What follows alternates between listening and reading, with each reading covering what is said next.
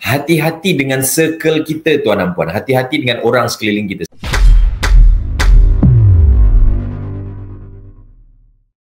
Saya nak share dengan tuan dan puan pada pagi ini adalah tentang circle tu apa sebenarnya. So circle ni adalah apa dia? Circle ni adalah satu kelompok ataupun a group of people yang dekat dengan kita. Circle ni adalah menentukan mindset kita, circle ni akan menentukan tindakan kita, dan circle ni akan menentukan energi kita. Jadi hati-hati dengan circle. Dan bila kita sebut tentang circle ni tuan dan puan, circle ni kita boleh kategorikan sebagai 5 orang yang terdekat dengan kita. Jadi kalau 5 orang terdekat ni adalah individu yang menjadi spring untuk itu, sangat powerful.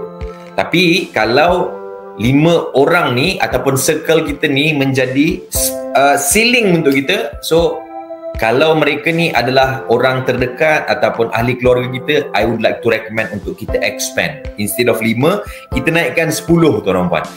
Nanti kejap lagi saya akan share dengan tuan dan puan macam mana kita nak cari circle yang bagus dan apakah 3 circle yang kita perlu tahu, insyaAllah.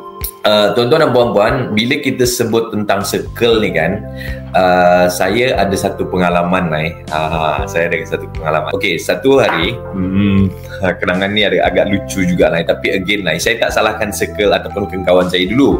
Sebab apa? Again, saya bertuah lah, saya ada kawan saya. Again, kita kena upgrade kita punya circle lah. So satu hari tu saya cakap orang putih dalam kelas. Masa tu saya study lagi. So bila saya cakap orang putih, excuse me ma'am, saya kata sekian-sekian, saya tak ingat lah apa, tapi saya cakap orang putih lah. So kawan saya dekat belakang macam, wow, sekarang changing sudah kau macam tu lah, kau dah change sekarang katanya macam tu, ataupun kau dah berubah dah sekarang. So kita pun alamak kena bahan lagi. So bila kita rasa kita kena bahan tuan-tuan puan, kita buat apa? So kita tak explore lah kita punya potensi. Siapa yang rugi tuan-tuan puan? Diorang ke kita? Of course kita.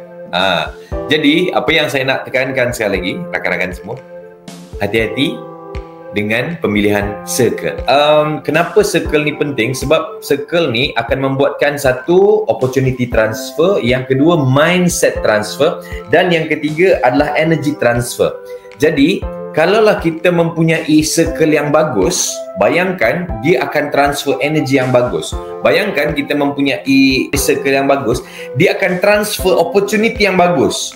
Bayangkan kita punya circle yang bagus, insyaAllah kita akan dapat mindset yang bagus, insyaAllah.